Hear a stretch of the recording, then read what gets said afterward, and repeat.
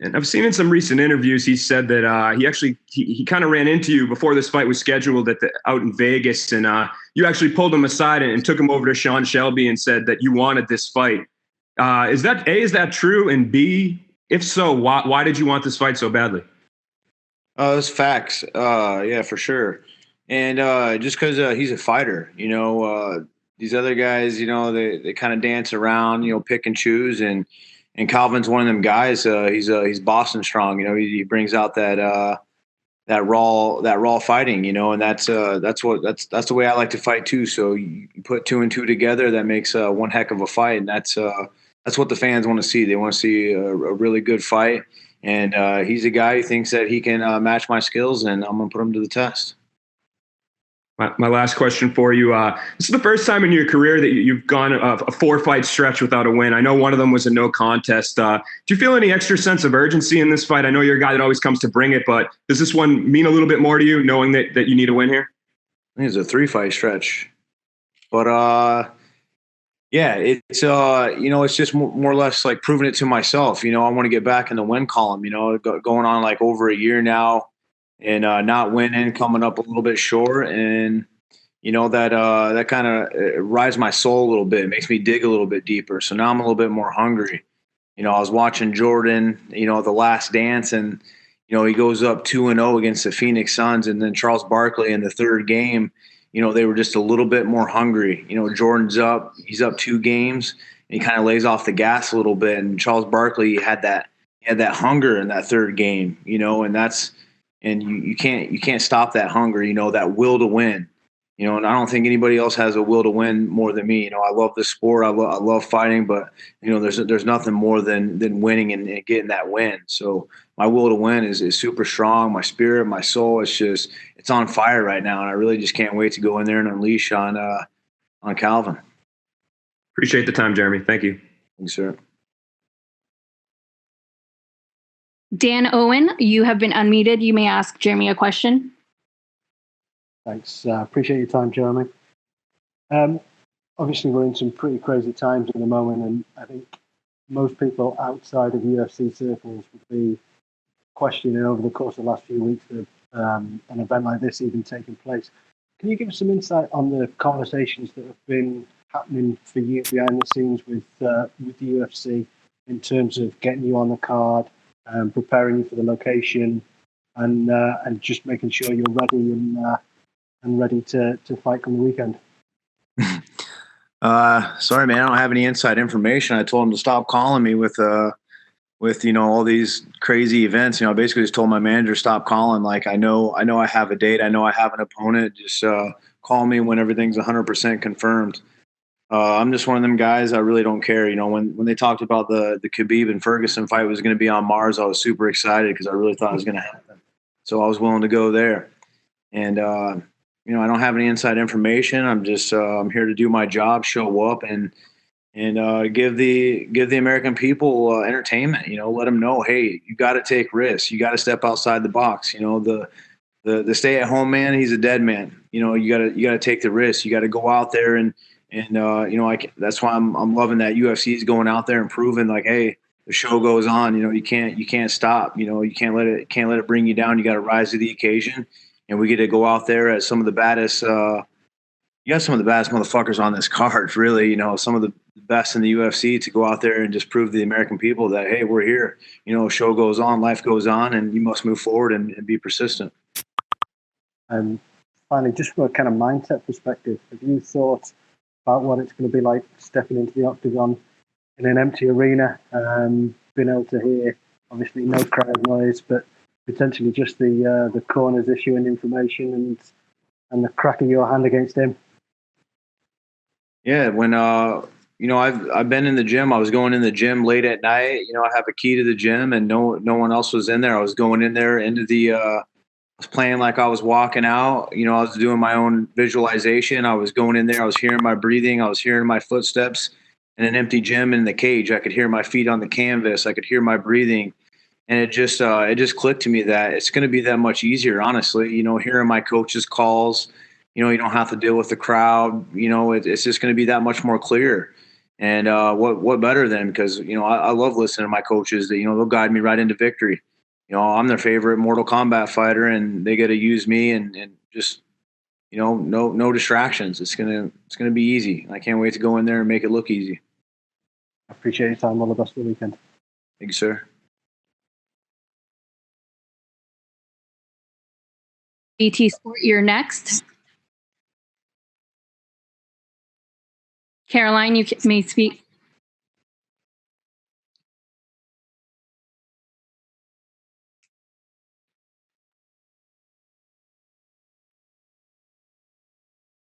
Caroline, you've been unmuted. Hi, can you hear me now? Yes. Hi, Jeremy. The first question is just about the fight week. I know you're staying in an Airbnb with your family. So what's the experience been like so far? And, what's your mindset at right now, just a few days out from the fight? It's gorgeous here in Jacksonville. It's nice and hot. It's beautiful. It just reminds me of San Diego. Having an Airbnb just kind of reminds me like I'm at home training, and I got my training partners out here. Everything's in perfect alignment. I know it's your daughter's birthday tomorrow. How are you going to plan to celebrate with her in Jacksonville? Her birthday's today. Today? Yeah, so I gave her a call, sung her happy birthday in my best vocals that I could try to reach. And yeah, there's going to be nothing, I've done this before. When I fought Sam Stout, I knocked his head around and came home and celebrated her birthday. So I don't really expect anything different. Bringing home a good win and eating some good food. And she's been around the game a long time. She knows what Dad does, and kind of sucks that I can't be there with her, but she knows what's up. I'm around every day and involved in her life, and I just can't wait to go home and get some good food after a good win. Let's talk about your training camp. So you said you've been working with Dominic Cruz, both of you at Alliance. How beneficial has it been in this time when it's probably more difficult to train to a certain degree, having someone else that's training for such an important fight on the card? Yeah, I was training by myself there for a while, and then I was over at his house doing some swim workouts when he got the call that he would be fighting Cejudo. And so then immediately he got on board with the sprints and the program. So it wasn't just me suffering. It gets kind of dark when you're there and you're lonely and you're doing these dark trainings and getting in good shape. And when you look over and you see one of your best friends suffering and what they're going for too, it adds a little bit more of motivation, a little bit more passion into this. The fact that we're competing in some world history here and this event is that more meaningful, and it's just going to feel so great. Coming out winners in this COVID and UFC 249, an special event. What's your biggest motivation going into this fight? I mean, obviously coming off the losses, but we know how experienced a fighter you are, the veteran you are in the sport, and many of us think this could be fight of the night contender. So what's your motivation? What is it you want to showcase in this fight? I want to showcase my will to win, my heart, my raw, authentic self, my heart, my balls, my will to never give up, but just most of all, my will to win. And also too, I feel like a lot of people are writing me off in this fight. I feel like they're all going on Cater's side and like, oh, it's going to be a tough fight. It's going to be a tough fight. Well, believe me, I've trained for the most vicious guy. I dreamed of this guy beating me. I dreamed of him being longer and me hit me from 10 feet away. So, I trained for a monster, and, anybody who knows me and has been a fan of this sport, you ever see me lost, I come back better and better. And I can't wait to go out there and just shock the world. And people are going to be saying, damn, wow, he looked great. That's the best he's looked. My will to win and my ever evolvingness, I'm constantly evolving. And like I said, don't be shocked when I go out there and make it look easy. And last question from me, you want to go out there and shock the world. What does that look like? What's the perfect finish for you? A knockout faster than Masvidal, putting him on the canvas, and then me fighting 3 days later. Sounds good. Thanks, Jeremy. John Morgan with MMA Junkie, you're next.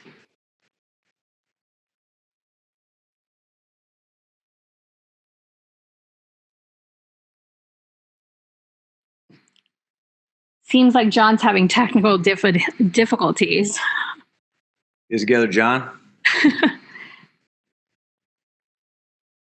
Andrew Whitelaw, I have you next. Damn it. Yes, Before we that, can. Korean Superboy, a couple of emphatic finishes. Hello? Can you hear me? Yes, sir. A couple of big finishes for you back on your last victories against Josh Emmett and Korean Superboy.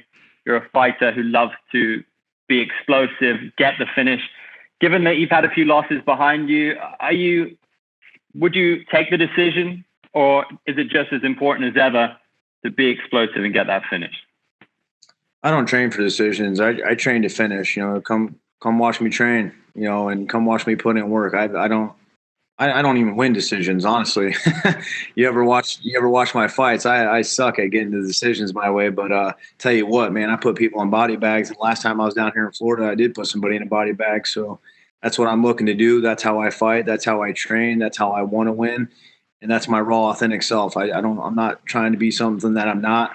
And these are facts. Look at the highlight tape. It's probably one of the most scariest highlight tapes on the UFC roster. So I have full intentions on just whooping Cater's ass and putting him on my highlight reel and moving on.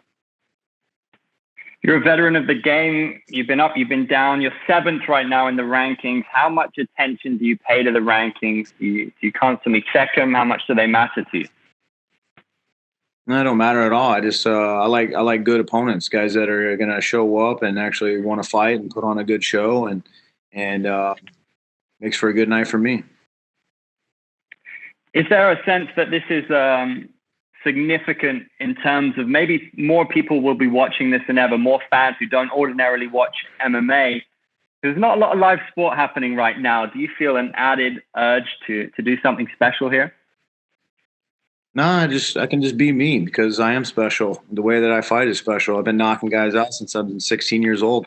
I've been knocking grown men out at bars since I was 16. And even before that, I've knocked out grown men, and I'm excited. I had an Instagram post from Shane Victorino and talking about how he's so excited for the UFC and all these celebrities and everybody in the whole world's just been shut down.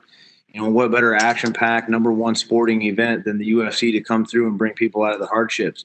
I couldn't think of a better sport. Would you really be watching basketball? Yeah, probably. But is it really that exciting? No. Is like the football or tennis that's going? No. UFC, and we got the best goddamn boss. Dana White is just fucking persistent, just an animal. He's one of us when it comes to the fighting. He has that fighting spirit. He's busted his ass to bring the American people raw entertainment. This is what they want. Show goes on. Like I said before, the staying at home, man. He's gonna die. He's not gonna be able to provide for his family. And they're shutting down the beaches. They're shutting down everything. These are the best things in the world. You're going outside with mask on, which is the best thing for you is oxygen. The beach, the sunshine. You can't be with the God-given world things that are given to us. They're taking them away, and we get to go out there and just prove to the world, like, hey, it's worth the risk. Go out there and do it, and we're going to bring America back on top.